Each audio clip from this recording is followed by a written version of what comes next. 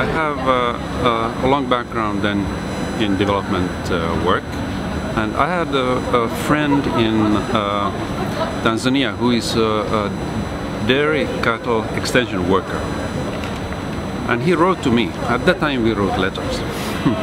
He wrote to me and said that he gets a lot of good scientific information from ILCA, which is the International Livestock Center in Ethiopia, and but he doesn't know how to translate this scientific language into something that the farmers would understand. Now he asked me to find some literature about popularizing. Now I went around and tried to look at different approaches, and then I thought maybe illustration and something that is heavy on illustration would be the best thing. And then I saw in a small South African community workbook, something like that, a strip with how to build a shed. Then I was thinking, this comics like this, that you have something in sequence and you can have both text and images, that maybe there's something into it. So I went to the library and got 20 comic books and went home, and my wife was like, okay, now what is this comics? And but I realized that if you look at comics as a medium, then it had a lot of potential. Now we are talking like 20 years back, and nothing much of the sort was available at the time. I then was trying together then with the Tanzania Friendship Society. They said that yes, this sounds like a good idea. You always find those people who like new ideas. And we started with a workshop. Our idea was to find professional artists who were like illustrators and showed to them how to make comics. Because we believe that illustration is illustration, but comics is also you're telling a story, and you can get so much more in it. But it was a bit upstart in the beginning because it had never been done before. Like when I went to the foreign ministry and talking about comics, they were looking like me, like, is he serious?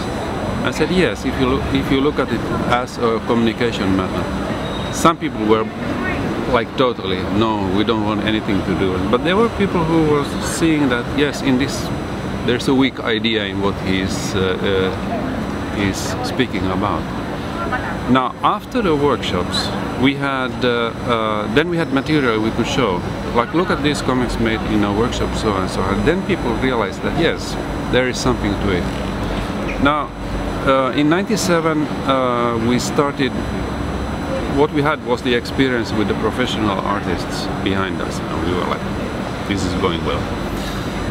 And there was a human rights organization in India, in Tamil Nadu, that I had been working before, and they were saying that, oh, this comics sounds like an interesting thing. I said, yes, there's no problem that you find like 15 artists, either professional or semi-professional, and then we'll show how to make comics. The idea is that you first have a discussion with the NGOs, and they bring up the sort of items and the stories, and then the professional artist is doing that. That was our belief at the time. So we went there and we were being introduced to the participants. Okay, where have you published? I have never published anything. And okay, have you published? Yes, I made signs for a company which is in the next village. Okay. Then we realized that none of them had any deeper experience with drawing. And then we were like, okay now. And they could see on our faces that we were a bit, you know, surprised and perhaps not so happy. They said, don't worry, we are willing to draw. And then we said, okay, since we're there, let's just do it.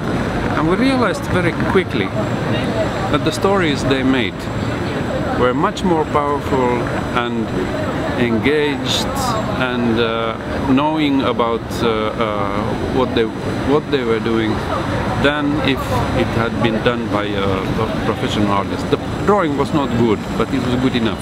People think of comics as drawing skill, but it's not that. It's like you must have a story and you must have something to say, of course. Now, if you are a social activist, the list of what you want to say is like long. Now from there we coined the phrase grassroots comics. From 2000 onwards we were writing the manuals, laying down the theories and laying down the procedures of how to run workshops so that with people who do not know how to draw. And because people often here in Finland, when you say you deal with comics, people think of comics that have some sort of artistic ambition. But when you are on the ground somewhere in India or in Africa with community activists, what they want is to have their voice heard. And they jump on something like this that is inexpensive. You don't need any sophisticated equipment. You need paper, pens, inking pens, and of course a good story to tell. And you need a Photoshop company where you can do the Photoshops. We devised it like this, that you have A4 size with the two boxes here. Then you make two. The one is on this way and the other one is on this way, and what you get in the end product will be two combined photocopies, which is big enough to be understood as a poster when you put it on the wall, and small enough to be made on a regular photocopying machine. So it means that organizations with very, very small resources can do it, even dirt poor. In most cases, these people, they have no access to any medium normally. So this becomes a medium which they can control themselves. There's this Indian development writer who said that, why didn't we think of this before? That it's so obvious that it is working. Now, I would say that the strength of grassroots comics is that everything that goes into the comic is local. The environment, the visual culture, the language, and the meaning of what people say, the idea that you are trying to get across. And for most people in a smaller community, it's much more interesting to know what these guys who are always around the community center, what they are, what kind of ideas they have, and what they think is important, than if you bring a colorful poster from New York. It means something else there. And the problem these big agencies have is that they want to make posters and stuff which are generic, but in the end they are not. They don't belong anywhere when you show them. So normally we train not artists or professional artists. We train community activists, and the demand is that we say you must be willing to draw. Most people say, I don't know how to draw. So don't worry, that's the last thing you do. You must have a story which is good. Do you have something on your mind that you really want to say? Yes, of course, they have. So it becomes like, if you have a story which you want to put on the wall, we can teach you how to make the comic itself. Most people are skeptic that they will not learn it, but with rather simple exercises and simple explanations, they are able to make a comic which looks good enough on the wall. You start with discussions about the theme and the subject and the focus and what are the messages you want to put across, and then the participants make up a storyline which they read out to all the participants. So somehow they announce that this is the story I want to make, and then they can get comments, encouragement, or no, that's not good, anything like that. That discussion is there. Then we say, okay, now you make a manuscript, and the story you have, you should break into 4 parts. You decide on what image and what text goes in each of the 4 panels, and then the manuscript is being also discussed between the participants, and then the one who is running the workshop is checking for readability faults, reading order, if there is too much text or if there is something that is obscure, but never change the story. We had that experience in India, that there was a girl who made a story about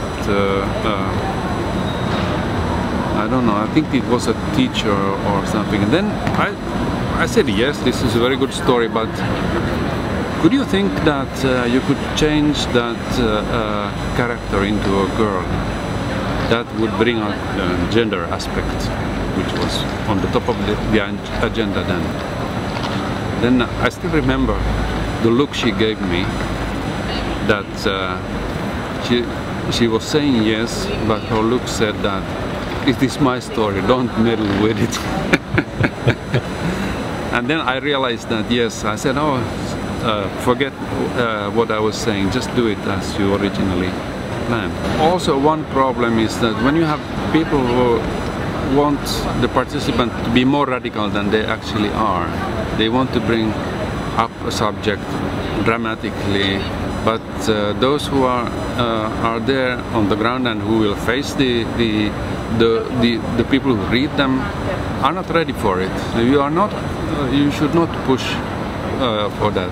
That the stories that people made, they should feel like this is my story, and I can stand behind it, and the organization can stand behind it, but there is no other element in it. This is also why I think that when people do these comics and they go through a 2.5-day workshop and they see the end results, which is a neat photocopy when it goes up on the wall, they are proud. There's this empowering element in it. It's not like a competition that I'm drawing better than you are. It is like that they have got their voice on the wall in a way that other people can read and, of course, judge, because they are on issues that there is debate in the society. And I think to create debate is the only way you can move things forward. Otherwise, if you just wait for the generals and the government to tell you how things are, when you have debate on the local ground, you can get things moving. It doesn't go like this. It takes time.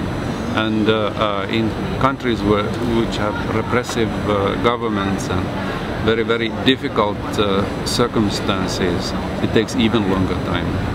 But for a democratic ideal that people should be able to participate in their own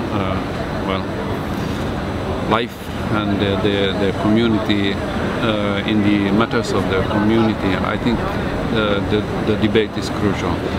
And grassroots comics is not something that creates the debate as such. It is that the organization is already there. They are known, and then the grassroots comics is something that is an additional tool to what they are otherwise. Comics and cartooning meant nothing to me before. I was reading them like anybody. But when I got into thinking of comics as a communication method, then I of course tried to understand cartooning and comics making. So I thought the best thing to do is to go to a course where you are being taught how to make these comics. I did that at the age of 42. And from there I realized that to draw, anybody who is motivated can learn how to draw passively. If you don't have an artistic ambition, you can still learn how to draw so that people can understand what it is.